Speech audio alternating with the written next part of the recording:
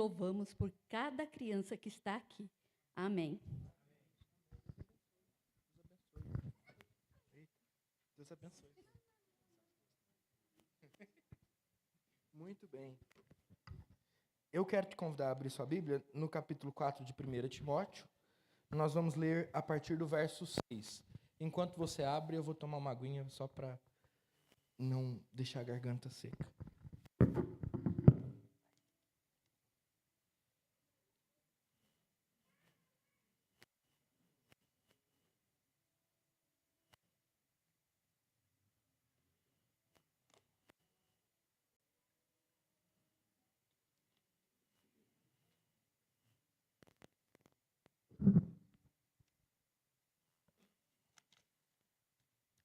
Muito bem.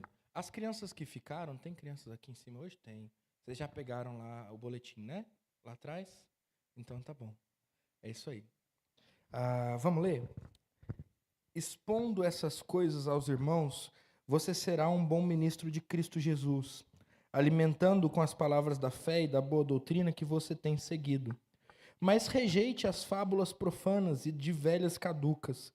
Exercite-se pessoalmente na piedade, pois o exercício físico tem algum valor, mas a piedade tem valor para tudo, porque a promessa da vida que agora é e daqui há de vir. Fiel é esta palavra e digna de inteira aceitação, pois é para esse fim que trabalhamos e nos esforçamos, porque temos posto a nossa esperança no Deus vivo, Salvador de todos, especialmente dos que creem. Ordene essas coisas e ensine-as. Ninguém o despreze por você ser jovem. Pelo contrário, seja um exemplo para os fiéis na palavra, na conduta, no amor, na fé e na pureza. Até a minha chegada, dedique-se à leitura pública das Escrituras, à exortação ao ensino. Não seja negligente para com o dom que você recebeu, o qual lhe foi dado mediante profecia, com a imposição de mãos do presbitério. Medite estas coisas e dedique-se a elas, para que o seu progresso seja visto por todos. Cuide de você mesmo e da doutrina. Continue nestes deveres, porque fazendo assim, você salvará tanto a si mesmo, como aos que o ouvem. Até aqui. Vamos orar? Senhor, fala aos nossos corações. Nosso desejo é para que a sua palavra possa nos edificar, nos transformar e construir em nós essa igreja que o Senhor deseja que sejamos, Pai. Em nome de Jesus, Deus, que o Teu Espírito Santo que aqui está possa iluminar as nossas mentes e aplicar essa palavra aos nossos corações, Pai. Essa é a nossa oração. Oramos para que as palavras dos meus lábios e o meditar do meu coração sejam agradáveis a Ti. Oramos em nome de Jesus. Amém e amém. Muito bem. Crianças, vamos começar com vocês, como sempre, né? Como sempre tem sido. Deixa eu só beber mais uma aguinha aqui. Marcão, você tira isso aqui, porque não vai prestar. Eu vou ficar me distraindo. Me conheço. Crianças, hoje vocês vão desenhar um contrato de trabalho ou uma entrevista de emprego, e eu vou explicar isso para vocês. Porque vocês um dia... Hoje é só o Gael e o Lucas? Então pronto, vocês vão pensar o seguinte, quem mais está aí?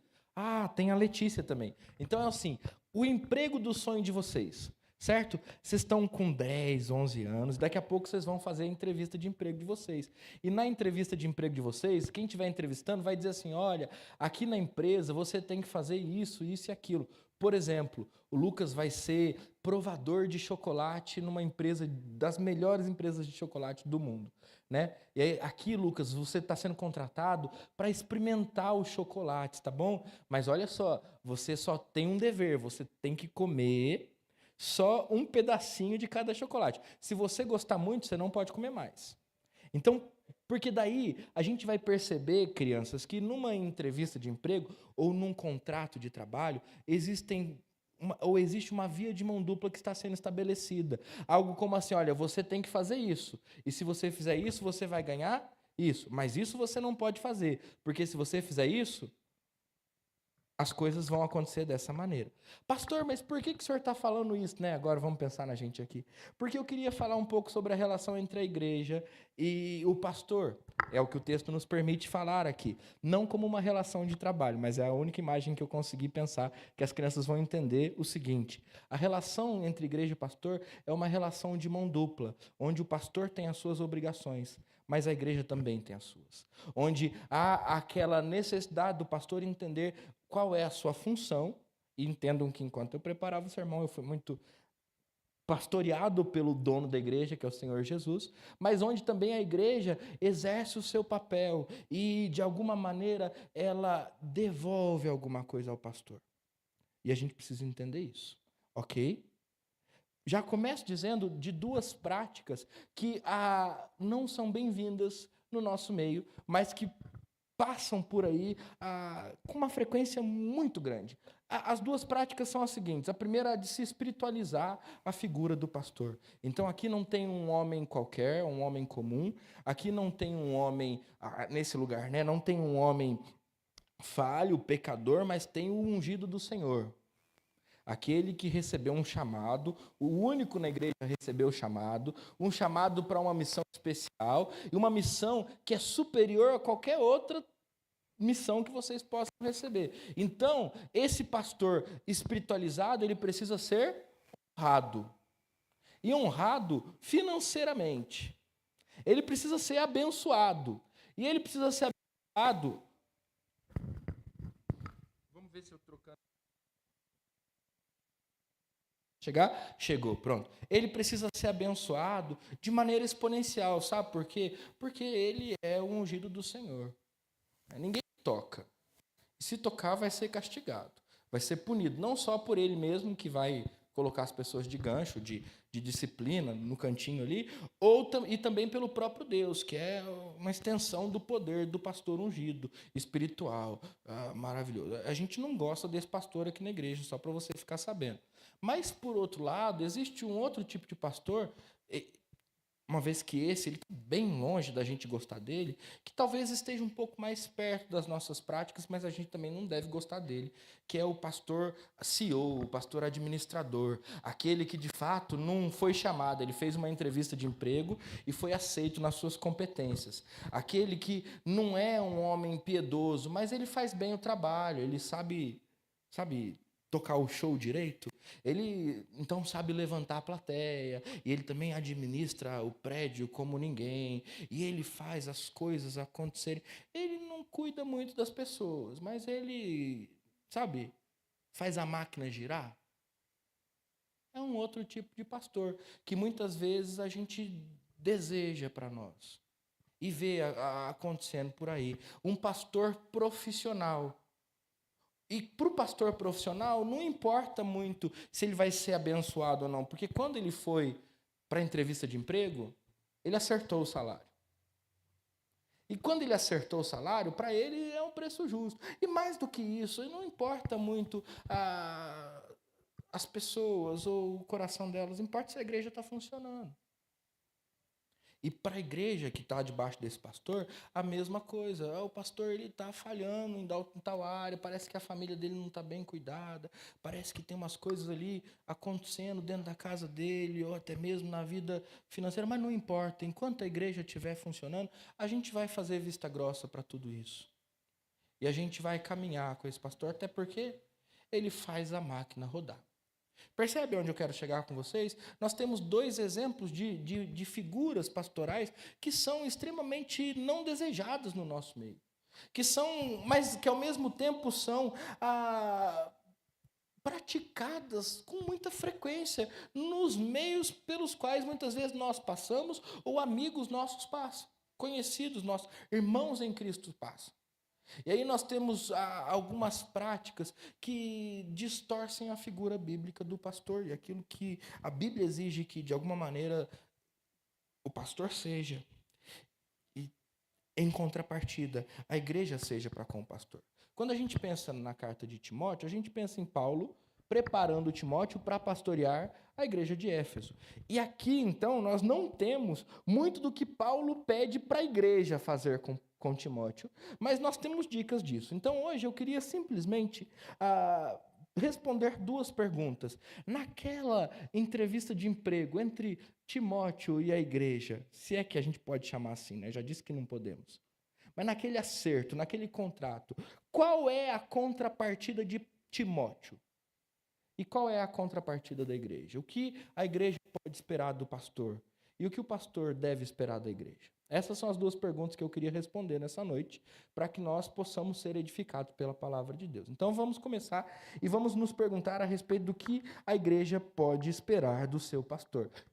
Eu queria que isso não fosse um culto e a gente estivesse na escola dominical e eu pudesse passar a palavra para vocês e agora vocês me dissessem o que vocês esperam de um pastor. Talvez as respostas seriam as mais diversas. Eu espero um pastor que esteja toda semana lá em casa tomando café comigo. Eu espero do pastor que ele seja um pastor carismático e simpático. Eu espero do pastor que ele seja um bom pregador. Eu espero do pastor que ele dê atenção para a SAF, que ele dê atenção para a SAF. Aí o Alexandre, não, mas eu quero que ele dê atenção para o PH. Aí a Poli, mas eu quero que ele dê atenção para as crianças também. Aí cada um vai puxar a sardinha para o seu lado e falar a respeito da sua experiência. A pergunta é, o que a Bíblia espera do pastor? O que Paulo diz para Timóteo que ele precisa ter na sua vida?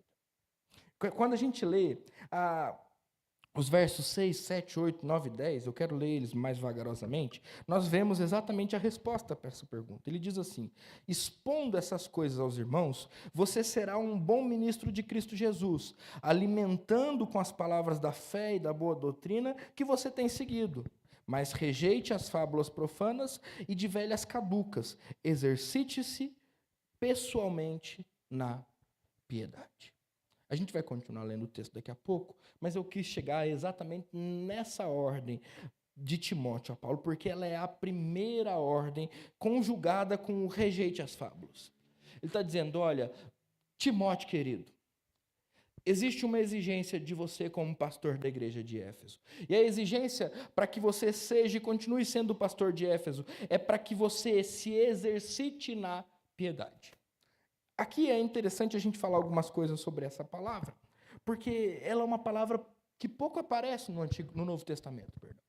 Via de regra, ela aparece denotando ou descrevendo, melhor dizendo, a glória de Deus e a divindade de Deus, mas em poucas vezes, principalmente com Paulo, a palavra que ela lembra aquele nome Eusébio, né, a palavra grega aqui, para piedade, ela está sendo aplicada a Paulo, a Timóteo, como também em Tito vai ser aplicada a Tito. É a palavra que diz da disposição de Timóteo diante de Deus. É uma palavra muito importante, porque ela também está em contraste com o mundo grego. Com Platão, por exemplo, que usa a palavra Eusébion para descrever um homem disciplinado, um homem em quem não há vícios, um homem com uma moral ilibada.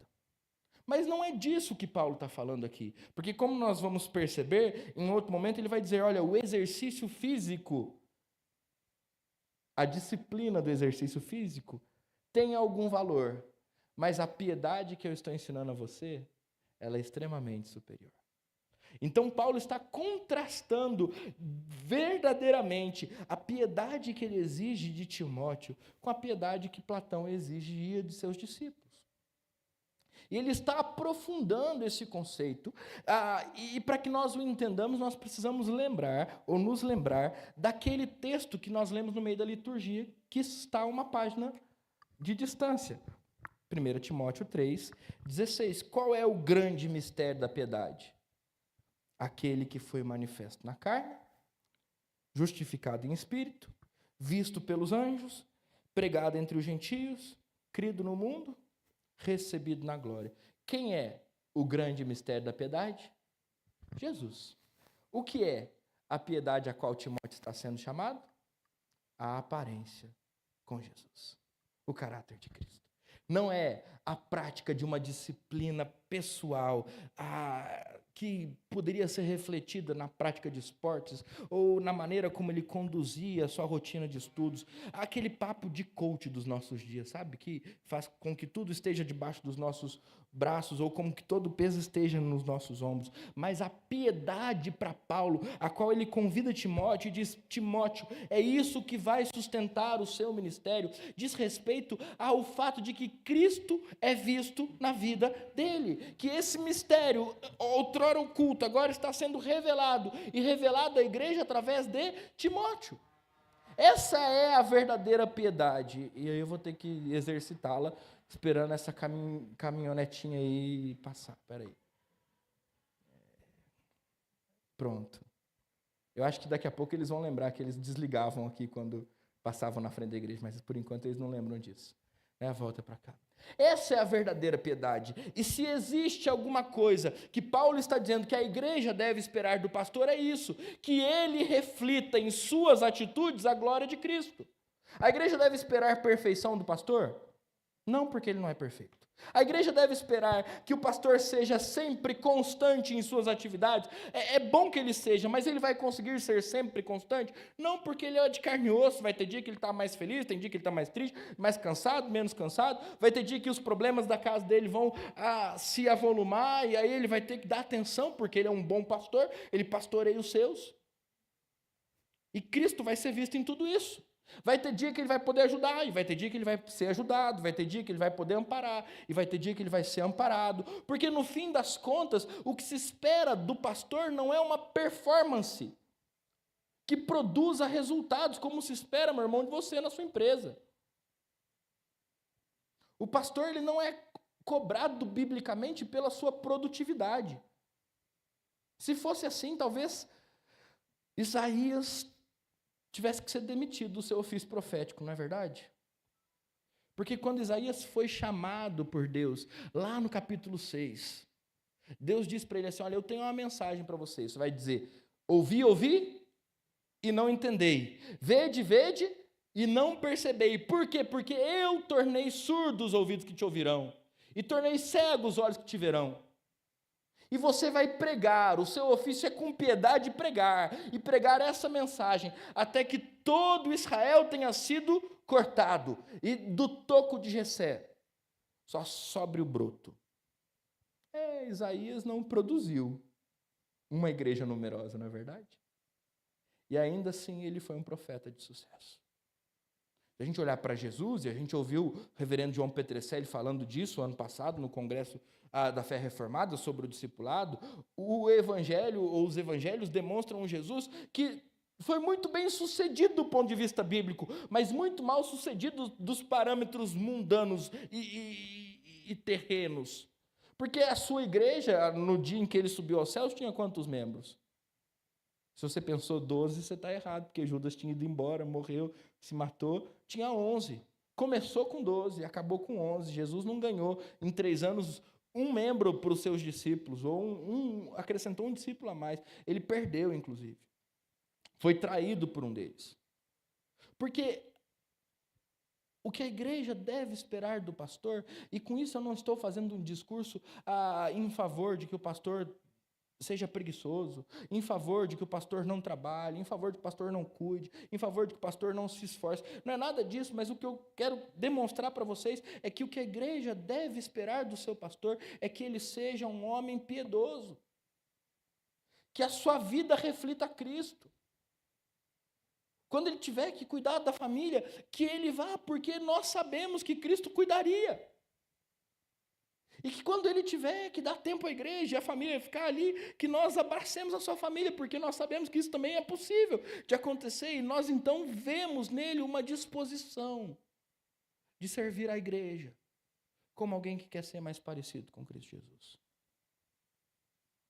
Isso protege, meus irmãos, a igreja e o pastor de se tornar um profissional de púlpito, de se especializar em fazer relatórios que reflitam um ministério que não é verdadeiro. E que até mesmo refletindo um ministério frutífero, vamos dizer assim, não reflete a qualidade daqueles que se dedicam a ser mais parecidos com Jesus. Aqui eu preciso dizer mais uma coisa. Porque se a igreja deve esperar do seu pastor que ele seja um homem piedoso, a igreja deve ser paciente com o seu pastor. E aqui eu não estou advogando em causa própria, não. Eu estou só expondo uma ideia importante a respeito do ministério pastoral. O que eu quero dizer? Pastores erram. Se as crianças depois quiserem abrir na segunda página aí do boletim, eu coloquei uma ovelhinha lá no meio delas para elas depois fazerem com que essa ovelhinha se pareça um pouco mais comigo. Está aí o desafio, né?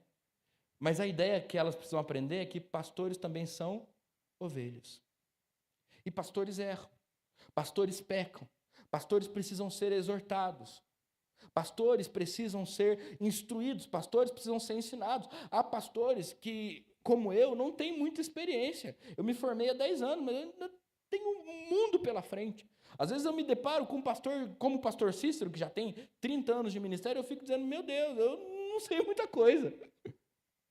Às vezes eu me deparo com pastores, amigos que estão há mais tempo que eu no ministério, e eu vejo como eles resolvem as questões que o cercam, eu digo, eu tenho muito a aprender. E de fato eu tenho. E a questão é, se o que a igreja deve esperar de um pastor é que ele seja cada vez mais parecido com Cristo, é necessário que a igreja seja paciente com seus pastores. Não dá para que nós o descartemos no primeiro erro. Não dá para que nós os deixemos de lado, ou o deixemos de lado, a partir do momento em que ele pisou na bola uma vez.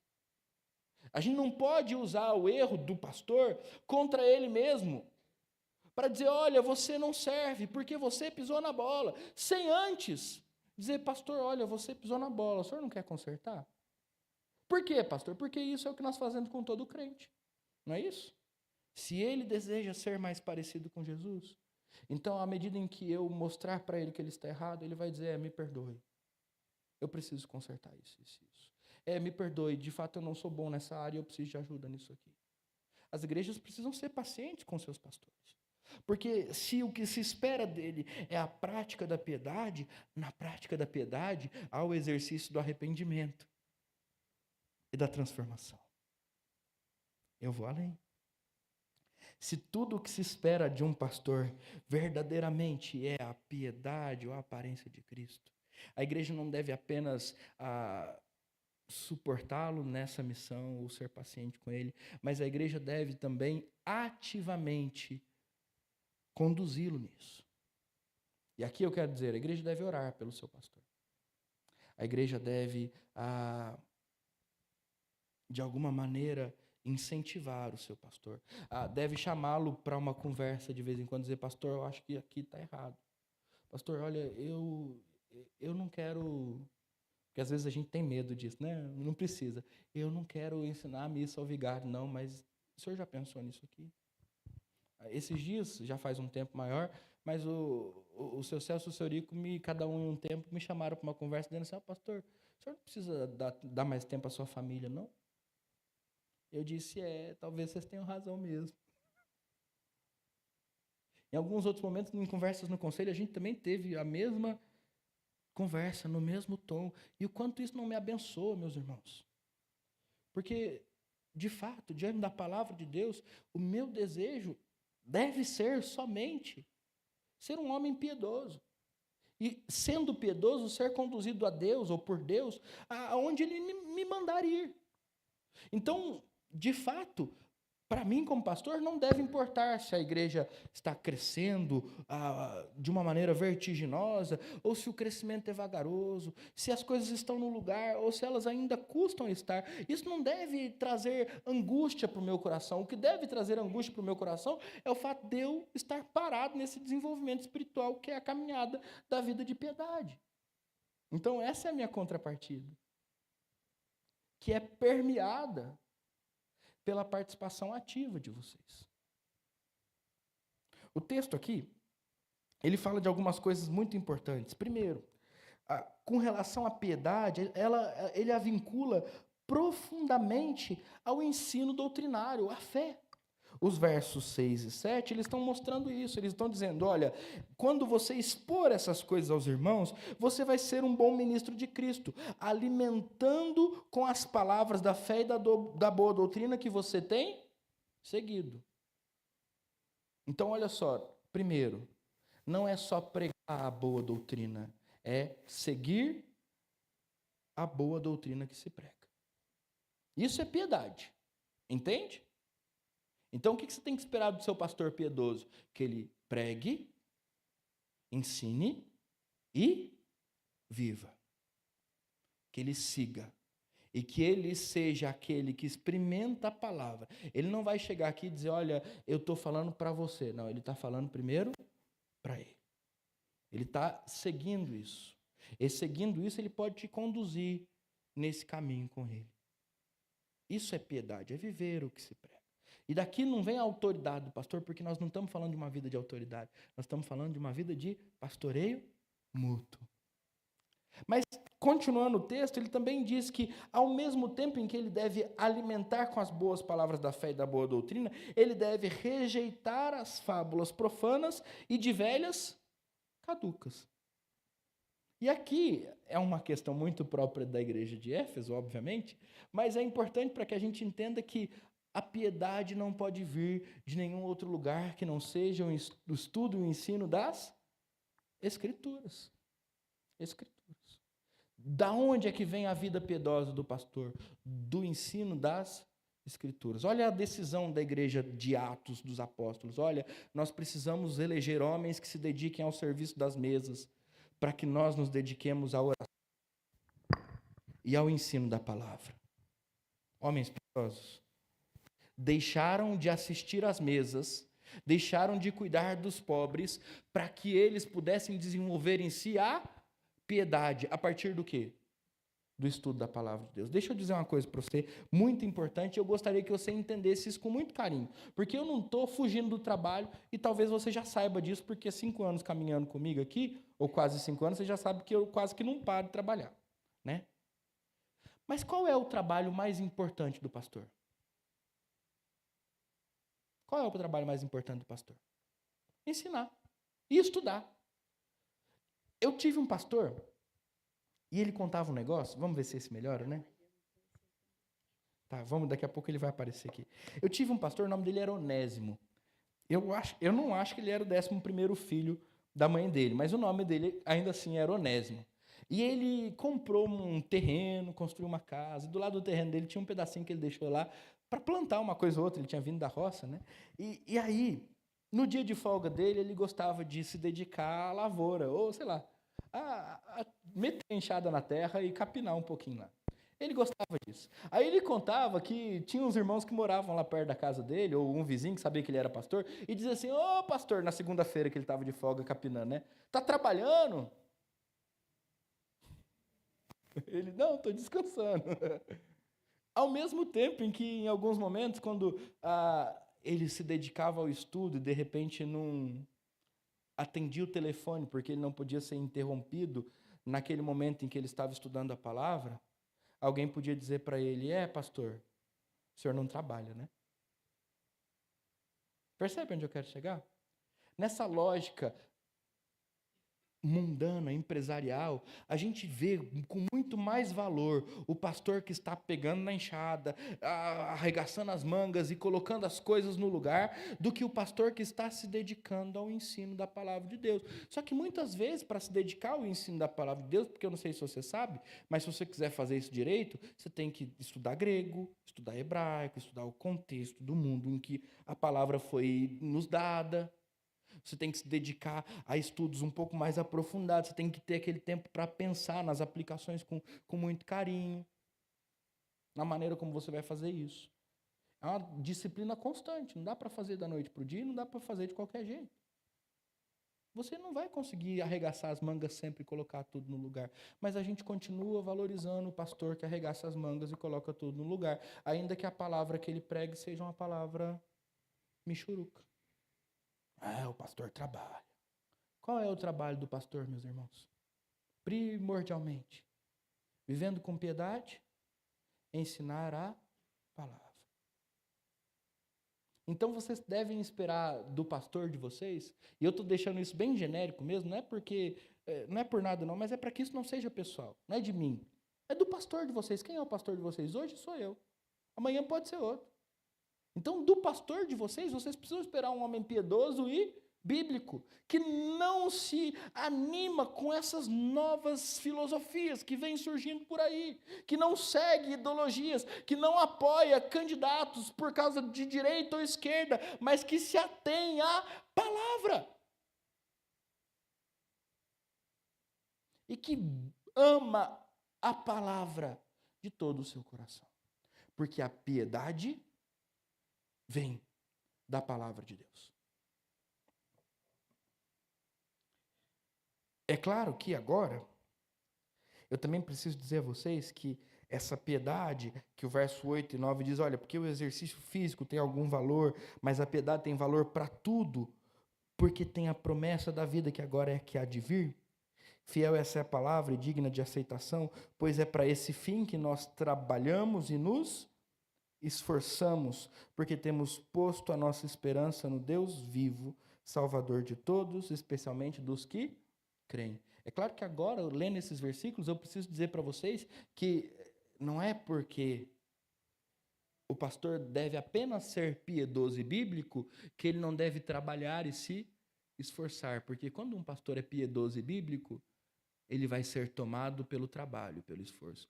Uma vez perguntaram para Martinho Lutero como é que ele fazia para orar diante de tantas questões que se avolumavam diante dele. Ele dizia, quanto mais coisa eu pego para fazer, mais cedo eu acordo para orar. Agora você recebeu uma nova responsabilidade, agora eu tenho que levantar mais cedo e orar um pouco mais.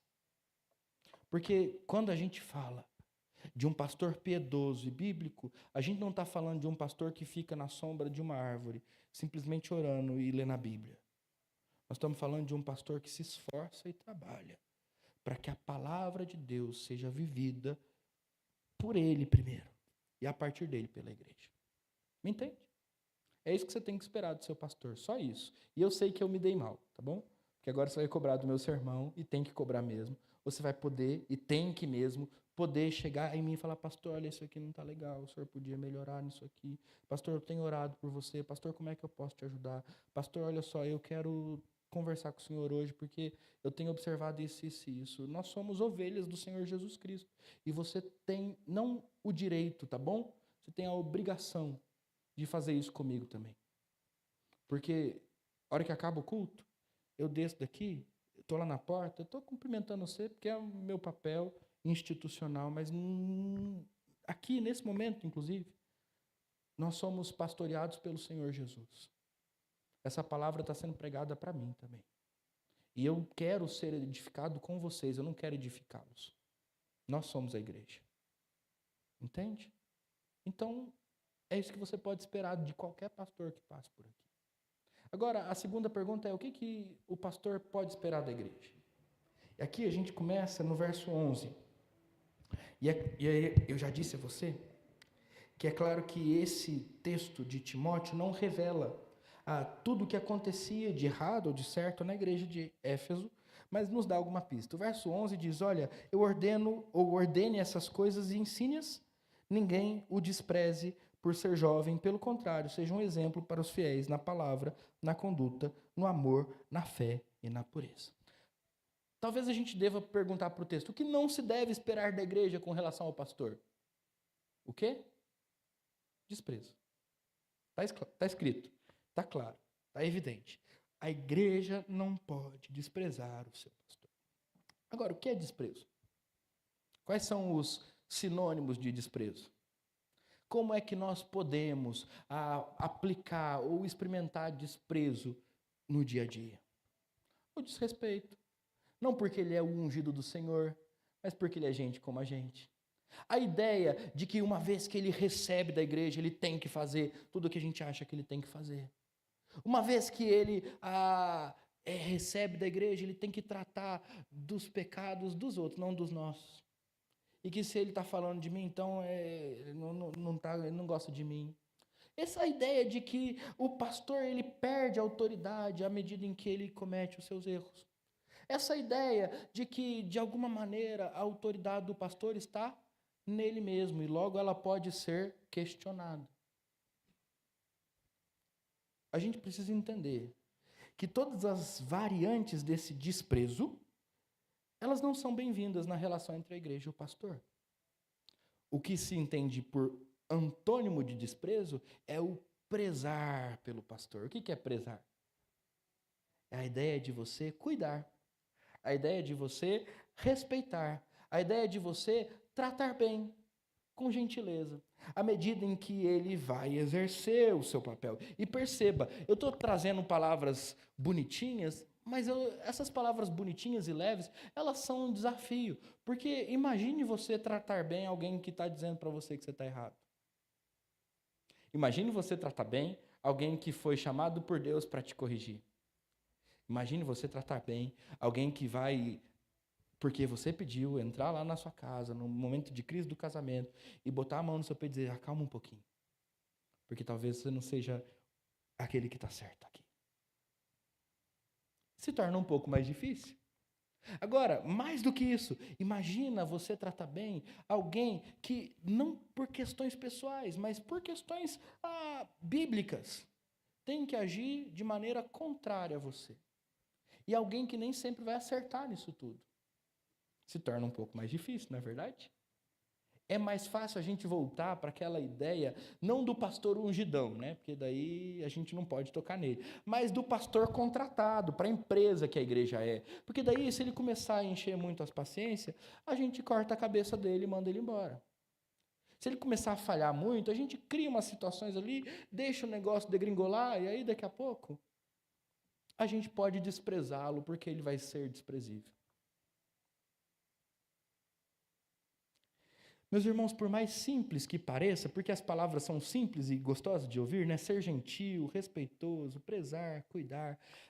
A responsabilidade da igreja para com o seu pastor, ela é muito grande. E, de novo, aqui eu não estou advogando em causa própria. E mais uma coisa, um parêntese, tá? Porque às vezes eu estou falando que o pastor também é gente e precisa ser cuidado, que o pastor também é ovelha, e alguém pode me perguntar depois, como já perguntaram, pastor, o senhor está bem? Está tudo bem, tá? Eu só estou tratando sequencialmente o que o texto bíblico precisa que eu trate. Está tudo certo. Eu não estou pedindo ajuda hoje, tá? O dia que eu precisar pedir ajuda, eu vou fazer isso fora do microfone, para pessoas específicas, porque é fora do microfone que a gente pede ajuda, ok? Tá tudo bem. Fecha parênteses, volta para cá. Por mais que essas palavras elas sejam doces e bonitas, elas são de difíceis, ou de difícil prática. Não porque é difícil cuidar, mas porque é difícil cuidar de alguém que muitas vezes, pela natureza do seu cargo, vai nos contrariar. É difícil cuidar de alguém que, pela natureza da sua vocação, vai nos dizer que nós estamos errados. E aqui, talvez seja um dos maiores desafios da igreja no seu relacionamento com o pastor. Entender que esse homem falho, porque sou, né? E qualquer um que passar por aqui é. Que não conhece a Bíblia inteira, porque eu não conheço a Bíblia inteira. Já li ela inteira. Mas isso não quer dizer que eu domino todos os versículos e tenho gravado na minha mente tudo aquilo que aqui foi revelado. Não sei. Por isso que quero e desejo continuar estudando. Esse homem, menino de... Tenho até que fazer as contas, eu tenho 32. Que vai fazer 33 anos ainda. Que tem idade para ser meu filho. Alguns têm idade para ser meu neto. Que tem idade, que tem a minha idade. Que às vezes, quando está fora do púlpito, com as crianças ou no futebol, se comporta como se não fosse pastor. Esse homem foi alguém que recebeu, como o texto diz, o dom de Deus. Foi alguém sobre quem o presbitério colocou as mãos e o separou para essa função. E agora eu devo respeitá-lo. E perceba, não é obedecê-lo, tá? É respeitar. Eu devo considerar as suas palavras. Eu devo prezar por elas, eu devo cuidar dele, da sua família, eu devo me dispor a caminhar com ele, como ele tem se disposto a caminhar comigo, com piedade, firmeza bíblica. É isso que eu devo fazer? Mas ele está me contrariando. Sim. É muito mais fácil usar os meus defeitos contra mim ou os defeitos de qualquer pastor contra ele, do que lendo os textos bíblicos referentes à relação entre a igreja e o pastor, obedecê-los. Mas é isso que a Bíblia nos chama a fazer. E de novo, eu não estou falando de mim. Eu estou falando de qualquer um que ocupar esse lugar. Porque hoje eu estou aqui. Mas em algum momento outro estará. E como é que nós trataremos os pastores que por aqui passarão? Eu posso até fazer outra pergunta. Como é que nós tratamos os pastores que por aqui passaram? E eu vou começar fazendo algumas perguntas específicas. Será que quando nós identificamos alguns erros nos seus caráteres ou no seu caráter, nós sentamos para conversas honestas? Ou nós nos calamos? Porque quando a gente identifica o erro no caráter de alguém e a gente não consegue falar, a gente fala, ô pastor, vai lá, conversa com fulano, porque ele está errando nisso. Mas e quando a gente identifica um erro no caráter do pastor, como alguém que respeita o pastor deve tratá-lo? Vou continuar. Como é que nós vimos as necessidades dos pastores que por aqui passaram? Necessidades específicas que surgiram no meio do caminho. Nós os abraçamos e cuidamos deles, ou nós deixamos de lado essas necessidades. Porque, de novo, por mais que esses homens pareçam fortes, porque são capazes de carregar a igreja inteira nas suas costas, nós dizemos, eles são meros homens que necessitam de cuidado. Então, como é que nós cuidamos dos que passaram? Como é que nós temos cuidado do que aqui está? Como nós cuidaremos dos que virão? O que eu desejo demonstrar é que deve haver uma cultura de zelo, não pela pessoa do pastor, porque isso não é pessoal, mas pela figura que ocupa esse lugar. Não é honra cega dos espirituais que não tocam no ungido, mas também não é um produtivismo, uma produtividade maluca dos que transformaram a igreja numa instituição e querem ver os resultados. É a piedade sendo aplicada na vida do pastor, através do respeito que se deve a quem se entrega à obra do Evangelho. E perceba, eu não estou falando de jogar confete, até porque já disse que é muito melhor alguém que puxe a orelha do que alguém que bata nas costas. Eu estou falando de olhar no olho. Eu estou falando de ter conversa franca. Eu estou falando de dizer, pastor, eu não gostei disso. Eu não gostei daquilo. Eu estou falando de permitir que a relação pastoral ou pastor-igreja seja estabelecida e continue. A partir do momento em que nós respeitamos e conversamos uns com os outros. Ninguém despreze a sua mocidade. Pelo contrário, que tenham em você exemplo. Exemplo do quê? De palavra, de conduta, de amor, de fé e de pureza. Então, biblicamente, qual é o contrário do desprezo? E perceba, eu quero usar essa palavra com muito carinho, tá bom? Porque você vai entender ela, é a submissão. Mas não a submissão que faz com que a gente abaixe a orelha e escute tudo. Isso é subserviência para mim. Quando eu digo submissão pastor, nós estamos debaixo da mesma missão. O Senhor é aquele que está, através da palavra, nos direcionando e nos apontando um caminho. E enquanto o Senhor se mantiver fiel à palavra, nós estamos juntos. O Senhor é o nosso exemplo na palavra, na piedade, na fé, no amor e na pureza. E aqui eu vou voltar e aplicar isso à vida da igreja. Porque se a gente não fizer isso, a igreja não vai funcionar. Porque enquanto o pastor está dizendo, nós vamos para lá, e o outro está dizendo, não, esse pastor está viajando. Está vendo o jeito que ele tratou ali o fulano, o ciclano. Esse pastor aí, você viu como é que ele está brincando com as crianças? Você viu? Não serve, esse pastor não serve, ele é muito novo. Enquanto o pastor está dizendo, vamos para cá, enquanto a gente está fazendo essas coisas todas, a igreja está distraída. E a missão não está sendo cumprida. É por isso que eu estou dizendo que o contrário do desprezo é a submissão, onde todos nós estamos juntos, debaixo do pastoreio e da autoridade do Senhor, através do ensino bíblico, na mesma tarefa de fazer com que o reino de Deus se expanda a partir desse lugar. Entende? E, de novo, não é confete. Não é aumento de salário. Não é um tapete vermelho para que o pastor passe. É simplesmente aquilo que todo pastor piedoso e sincero deseja. Sabe o quê? Companhia para o trabalho. Ombro amigo na missão. É gente que arregaça as mangas juntos e dizer, ô pastor, nós estamos juntos. Nós podemos até ter nossas diferenças aqui, às vezes doutrinária, às vezes eu talvez não escolheria fazer administrativamente do jeito que o senhor faria, mas nós estamos juntos. Nós estamos juntos. E perceba, de novo, não é nada cego. Porque nessa, não faria administrativamente o que o senhor faria. Talvez venha a pergunta, então como é que você faria? E por que a gente não faz desse jeito? O que a gente precisa é conversar. E o que a gente precisa é alinhar.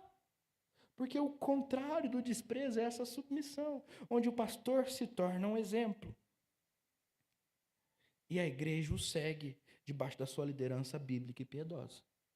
E aí Paulo diz, até a minha chegada, dedique-se à leitura pública das Escrituras, à exortação e ao ensino. Não negligente, ou não seja negligente para com o dom que você recebeu, o qual lhe foi dado mediante profecia, com imposições de mão do presbitério.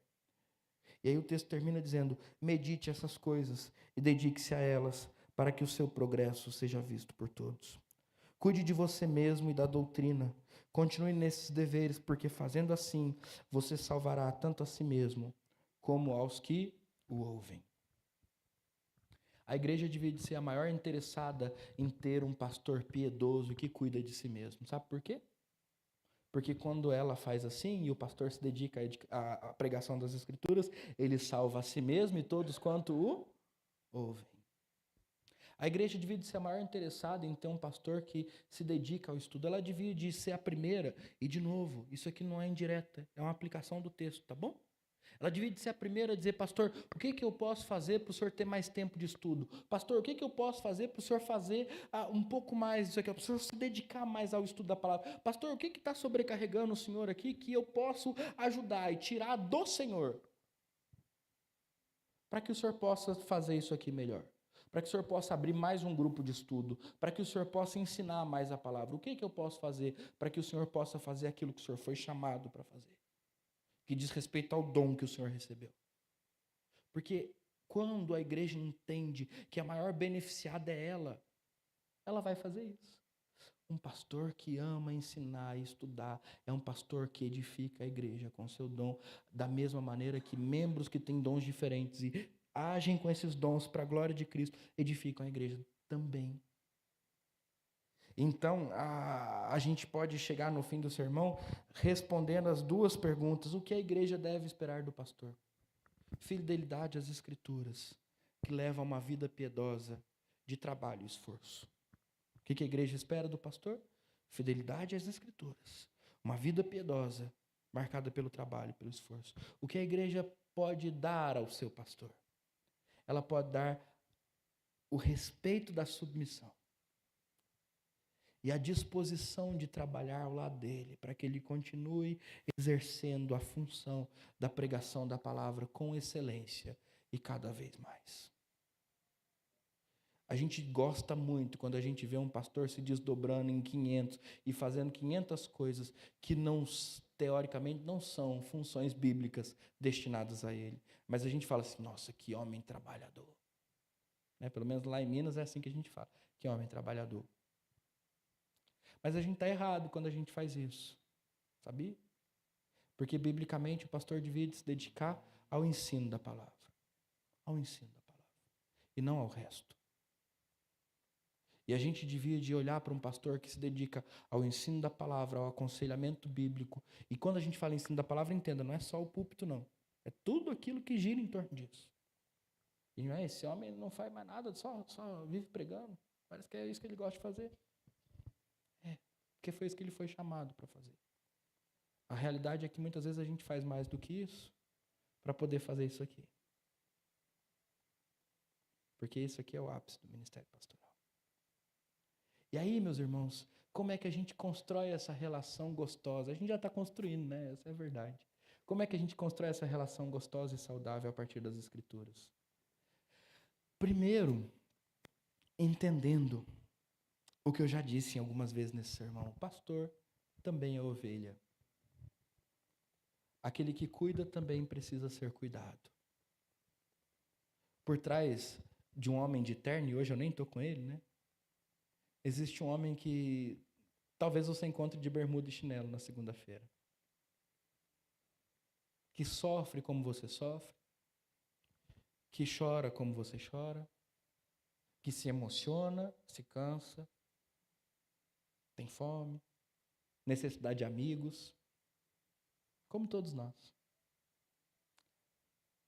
Entendendo também que mesmo sendo esse homem falho e fraco, pastor é alguém chamado para uma missão dura. Não vou nem dizer especial, porque nós fomos chamados para uma missão especial. Mas ele é chamado para uma missão dura, porque ele é aquele que puxa a orelha dos seus amigos, dos seus irmãos, e continua chamando-os de irmãos. Ele é aquele que corrige e continua convivendo com aqueles que ele corrigiu. Ele é aquele que instrui, que orienta, que toma decisões difíceis de serem tomadas junto do conselho. E que muitas vezes é interpretado como aquele que toma sozinho essas decisões, né? Porque ele as comunica. Né? Só um parêntese, o pastor não toma decisão nenhuma sozinho. Existem homens muito piedosos, muito graciosos por trás do pastor no conselho. Fecha o parêntese. Entender que esse homem fraco, falho, frágil, essa ovelha junto com vocês, recebeu uma missão árdua para a qual com certeza ele não está pronto. Ele precisa da sua oração. Ele precisa do seu carinho, ele precisa do seu cuidado, da sua paciência, da sua misericórdia, da sua graça. Ele precisa. Assim como ele dá, ele precisa. E nessa relação de graça e carinho, de paciência e misericórdia, entender uma terceira coisa. Não existe relação entre igreja e pastor saudável que não seja uma relação de longo prazo. E agora vocês vão dizer, pastor, o senhor está querendo alguma coisa, né? Os presbíteros vão dizer, o senhor está querendo ficar aqui, né? A questão não é essa. Eu vou explicar o que eu quero dizer para os homens não brigar comigo aqui. Eu vou errar com vocês? Respondam audivelmente. Provavelmente já errei com muitos de vocês. Vocês vão errar comigo? Sim. O que vai acontecer se eu levar em consideração os erros que vocês cometeram contra mim e abandonar a nossa relação? Todo o trabalho que está sendo construído não vai acabar de vez porque Deus é o dono da igreja. Mas vai ser interrompido e vai entrar outro, e isso vai acontecer de novo, de novo, de novo. O que vai acontecer se vocês levarem em consideração todos os erros que eu cometi contra vocês para encerrar a nossa relação? O que vai acontecer? Esse mesmo trabalho vai ser interrompido e a gente vai perder a oportunidade de sermos enriquecidos com o perdão, com a graça, com andarmos juntos, com corrigirmos os erros, com aprendermos com os nossos próprios erros e não os cometermos de novo. Nós vamos perder as oportunidades que o Evangelho nos dá de crescermos na fé. É por isso que eu estou dizendo que a relação pastor-igreja, via de regra, é uma relação de longo prazo. Ela não é uma relação onde o pastor vê a igreja como um trampolim. A igreja está boa, mas eu quero coisas melhores, então eu vou sair daqui. Mas também não é uma relação onde a igreja vê o pastor como descartável. Já serviu, já trouxe a gente até aqui, agora a gente pode procurar outro. É uma relação de misericórdia e graça. É uma relação de mão dupla, onde o pastor ora perdoa, ora é perdoado, ora ele considera olhar com graça para as falhas dos irmãos, ora os irmãos consideram olhar com graça para as falhas dele, e sem isso, sabe o que vai acontecer? Nós vamos caminhar de ciclos em ciclos, sem saber para onde ir, tentando acertar um pastor perfeito. E aí, dizendo de mim, sabe o que vai acontecer comigo? Eu posso caminhar de igreja em igreja, de 5 em 5 anos, de 6 em 6 anos, tentando encontrar uma igreja que me seja perfeita. Sabe quando é que nós vamos parar nisso? Nunca. É por isso que eu estou dizendo que a relação pastor-igreja deveria ser uma relação de longo prazo. Não é porque eu quero ficar, não, ainda que eu queira, tá? É porque a gente precisa aprender isso. A gente precisa aprender o poder que o perdão tem na vida da igreja. E entender que todos nós podemos errar com todos nós, desde que depois disso a gente aprenda a perdoar e caminhar juntos. Entende isso? Então, que Deus me abençoe para que eu seja um homem piedoso, fiel às Escrituras, esforçado e trabalhador. Porque é isso que você deve esperar de mim. E que Deus te abençoe para que você respeite o seu pastor nas suas falhas e nas suas dificuldades, mas também no dom que ele recebeu, orando por ele, incentivando e fazendo de tudo para que ele seja o melhor expositor da palavra que você vai ter todo domingo, o melhor conselheiro bíblico que você pode ter quando você precisar, o melhor cuidador nos dias da sua dificuldade, para que ele seja um homem falho, cheio do Espírito, ajudado por você, dentro das suas capacidades e limitações. Um homem que carrega Cristo consigo e marca a sua vida com o caráter de Cristo. Entende? Faz sentido? Que Deus nos abençoe e que Deus faça de nós, pastor e igreja, uma igreja próspera diante da sua palavra. Em nome de Jesus. Vamos orar? Coloque-se em pé. Nós vamos pedir a bênção de Deus sobre nós. Senhor, nós diante da sua palavra queremos te louvar, porque o Senhor dá pastores à sua igreja. O Senhor levanta, Deus, homens e os chama de anjos, aqueles que são os mensageiros, os que guardam a sua palavra, a sua doutrina, aqueles que zelam pelo ensino e que conduzem a igreja debaixo da santa doutrina expressa na sua palavra, Pai. E nós, diante disso, queremos pedir, Pai, pela minha vida em especial e pedir para que o Senhor, pela sua graça, não pelos meus méritos, me mantenha assim, piedoso, Deus, amante das Escrituras, esforçado e trabalhador, para que esse dom que um dia eu recebi do Senhor e foi reconhecido pela igreja possa ser avivado em mim e usado para a glória do seu nome. Nós também oramos pela igreja, Deus, para que ela seja uma igreja compreensível, uma igreja que preza pela figura pastoral, uma igreja que cuida do seu pastor e ama o seu pastor. Oramos para que essa relação, Deus, ela possa ser perpetuada sobre o seu evangelho, que a graça de Jesus que nos salve e nos alcança possa também nos dar, Deus, a possibilidade de perdoarmos uns aos outros quando errarmos e continuarmos a caminhada. E que não haja no nosso coração o sentimento de que ou o pastor ou a igreja são descartáveis, mas que em nós haja a consciência do peso de glória que carregamos, do fato de que teu Espírito habita em nós e nos colocou juntos para exercermos uma missão que é maior do que nós mesmos. Portanto, Deus, nós queremos aqui clamar ao Senhor para que o Senhor faça cair por terra qualquer questão que haja entre a relação entre o pastor e a igreja. Não só cair por terra, Deus, mas que o Senhor também faça com que nós consigamos resolver tudo isso. Que para a glória do seu nome, Pai, haja humildade no coração do pastor. E também haja humildade no coração da igreja. Que todos nós desejemos ver a glória de Cristo refletida em nós. E a partir de nós, brilhando para essa cidade. Iluminando esse bairro, Deus. Em nome de Jesus. E para a glória de Jesus, Pai. E agora, irmãos, que a graça do Senhor Jesus, o amor de Deus o Pai e as consolações ternas do Espírito Santo de Deus estejam sobre vocês e sobre vocês permaneçam hoje e sempre. Amém e amém.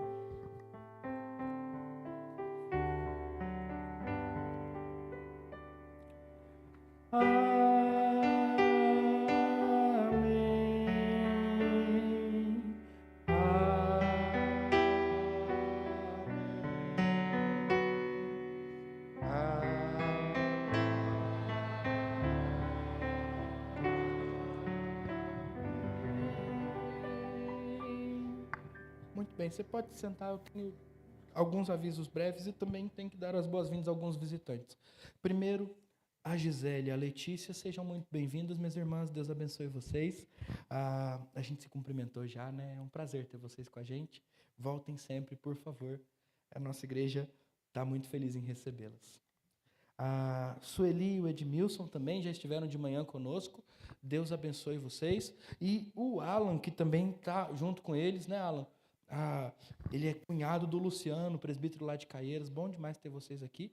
E aí eu quero parar aqui só um minuto para avisar vocês, aproveitar para avisar vocês, que amanhã nós vamos lá à clínica de recuperação da Igreja Presbiteriana da Penha. Os homens da nossa igreja estão organizando esse passeio para as famílias que puderem ir.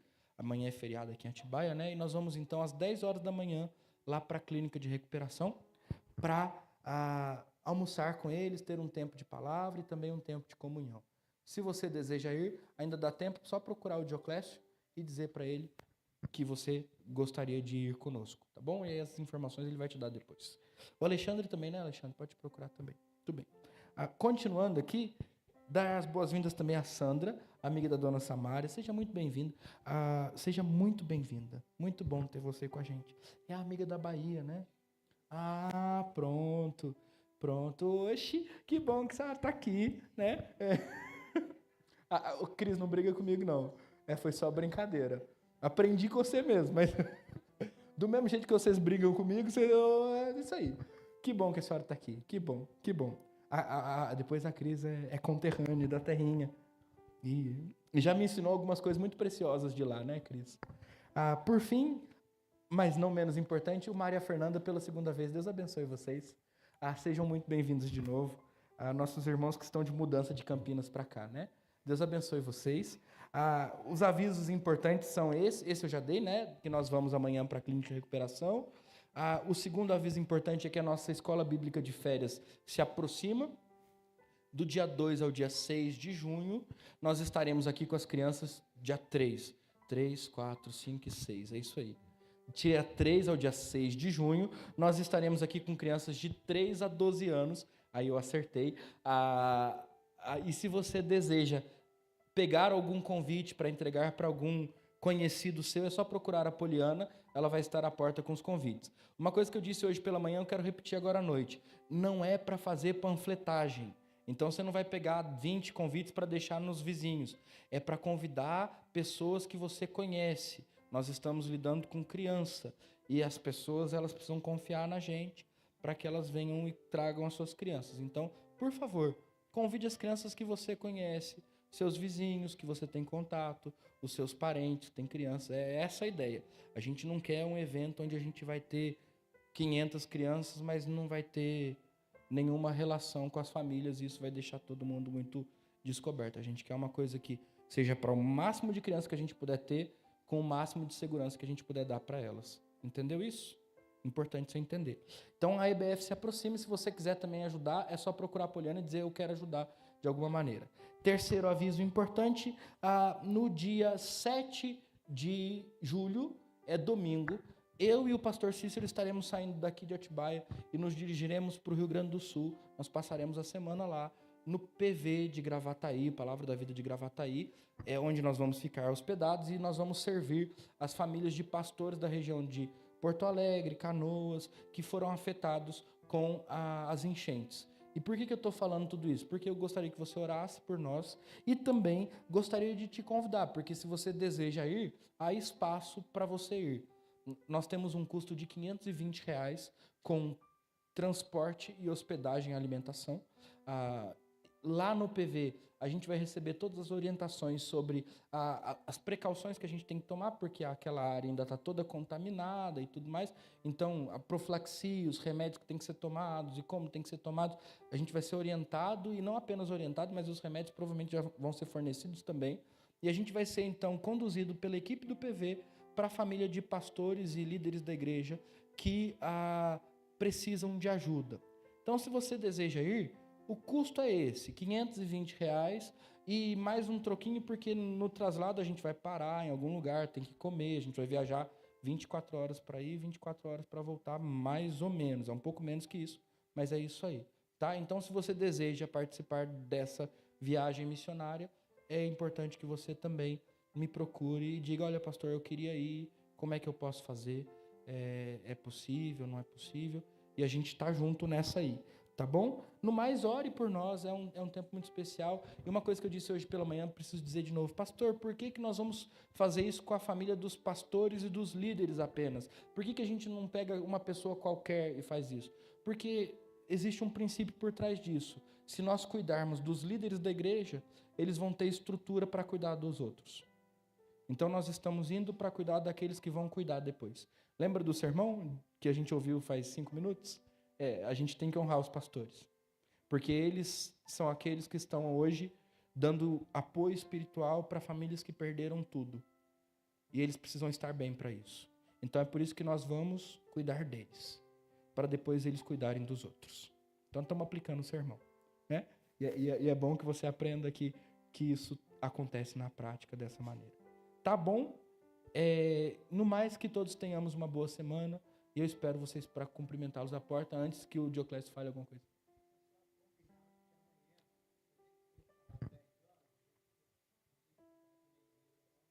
Então, às 9h30, a gente se encontra aqui na igreja para ir para a clínica, para estar lá às 10 horas, tá bom? Obrigado, Dioclésio. Deus abençoe vocês. Tenham todos uma excelente semana.